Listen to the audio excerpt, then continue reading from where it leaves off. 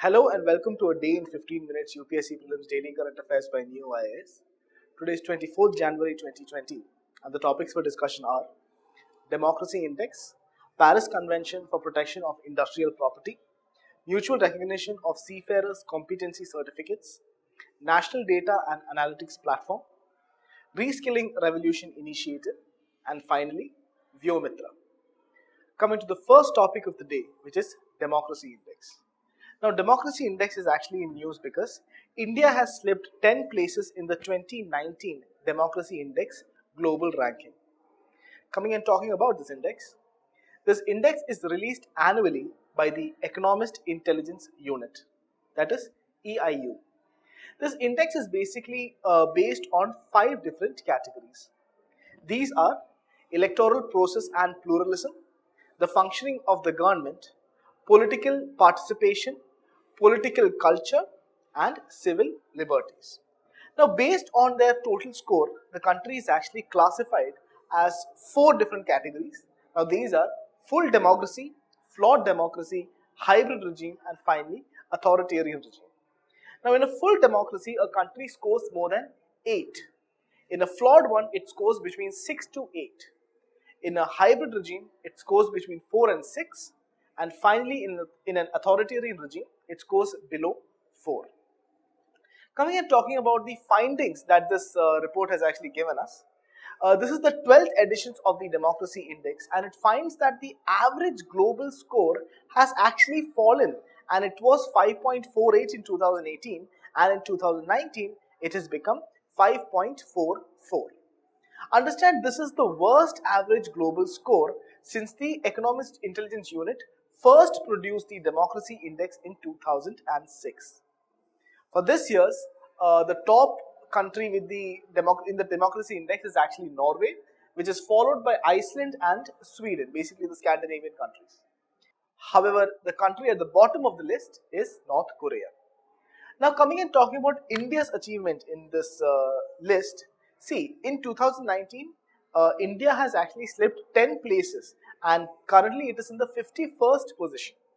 Now, India was included in the flawed democracy category, and the primary reason for this fall is the erosion of the civil liberties in the country.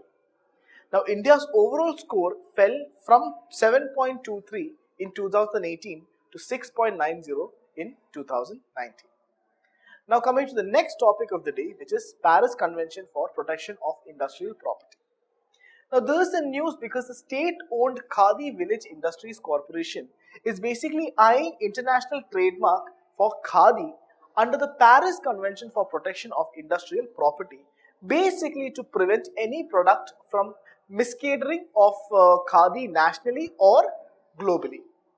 Now, talking a bit more about this, understand KVIC is actually fighting cases in several countries, including Germany, for the violation of the Khadi mark regulations.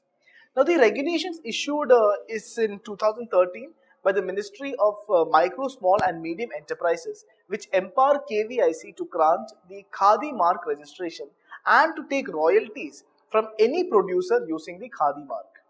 Now, coming and talking about the convention, which is Paris Convention for Protection of Industrial Property. The Paris Convention is actually a multilateral treaty dealing with the protection of industrial property in the widest possible sense. Now, this includes patents, trademarks, industrial design, utility models. Basically, utility models are like a small scale patent which is provided by the laws of some countries. Now, after that, it also includes service marks, trade names, geographical indications, the reparations of unfair competition. So, all of these things are included in this convention. Okay. Now, understand the substantive provisions of the conventions fall into 3 main categories. Now, these are national treatment, priority right, and finally common rules. Now, it is administered by the World Intellectual Property Organization, that is WIPO, and WIPO is one of the specialized agencies of the United Nations which is dealing with the protection and promotion of intellectual property rights. Now, under Article 6 of the Paris Convention of 1883, it protects the armorial bearings, flags and other state symbols of states part of the convention. Now this includes the official signs and hallmarks indicating the control and warranty adopted by them. Now coming to the next topic of the day, which is mutual recognition of seafarers competency certificate. Now this is in news because the cabinet has approved the model MOU with foreign countries for unilateral or bilateral recognition of the certificates of competency of seafarers. Now coming and talking about this, it is basically in pursuant of the regulation 1 of 10 of the International Convention on Standards of Training Certification and Watchkeeping for Seafarers of 1978. So coming to the benefits of this, understand the unilateral MOU would facilitate unilateral recognition by another country of the certificates issued by the Director General of Shipping to Indian seafarers without seeking similar recognition by India of the certificates issued by that country. Now, Indian seafarers therefore will be eligible to be placed on ships under the flag of that country for employment, thereby increasing the employment opportunities for the Indian seafarers. Now, the proposed bilateral MOU will enable India and another country with which such an MOU may be entered, basically to mutually recognize maritime education and training, certificates of competency, endorsements, documentary evidence of training and medical fitness certificates issued to the seafarers who are citizens of that respective country. Now, the bilateral MOU would therefore make the seafarers of both the countries to be eligible for employment on ships of either party based on the certificates also recognized. Now, India being a seafarer supplying nation with a large pool of trained seafarers will stand to be benefited with this agreement. Now, coming and talking about the International Convention on Standards of Training, Certification and Watchkeeping of Seafarers of 1978. Basically, it sets a minimum qualification standards for masters, officers and watch personnel on seagoing merchant ships and large yachts. Now, this was basically adopted in the 1978 by the conference at the International Maritime Organization in London and entered into force in 1984.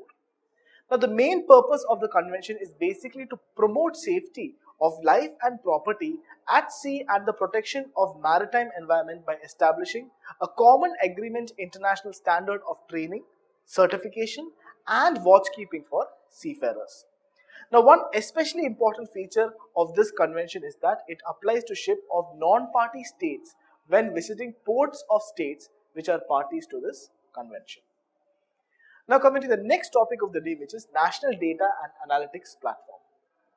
Now, this is in news because Niti Aayog has released its vision for the National Data and Analytics Platform. Now, this platform aims to democratize access to publicly available government data, and it will host the largest data sets from various government websites presented to them coherently and provide tools for the analytics and visualization of this data. Now, the NDAP will follow a user-centric approach and will enable data access in a simple and intuitive portal tailored to the needs of variety of the stakeholders. Now, the NDAP will spearhead the standardization of formats in which data is presented across sectors and will cater to the wide audience of policymakers, researchers, innovators, data scientists, journalists, and finally citizens. Now, central as well as state government databases will be available in this platform, and the development of the NDAP will take place over a period of 1 year. The first version of this platform is expected to be launched in the year of 2021. Now, coming to the next topic of the day, which is Reskilling Revolution Initiative. Now, understand this is basically an initiative by the World Economic Forum, and India joined this initiative as a founding member. Now, the other founding members include US, UAE, Russia, Pakistan, France and Brazil. Now, the initiative aims at providing better education, jobs and skills for more than 1 billion people in the world by 2030. Now, the next topic is Vyomitra. Understand this is a prototype of the half humanoid developed by ISRO's Inertial Systems Unit in Trivandrum. Vyomitra will be sent to space as a trial before the Gaganyaan, which will be launched in 2022. Now, the half humanoid will simulate human functions in space and also interact with environment control life support system. So that's all for today. If you have any doubts or queries, you can write down in the comment section below. Thank you and good night. Like, share and subscribe to our channel for more videos. Follow our website neoiasgap.com for the detailed content and monthly prelims digest. Also join our current affairs exclusive test series through the website. And finally, participate in the daily current affairs prelims infotainment quiz at our Telegram channel, that is Neo IAS Prelims, at 9:30 p.m. every day. Thank you.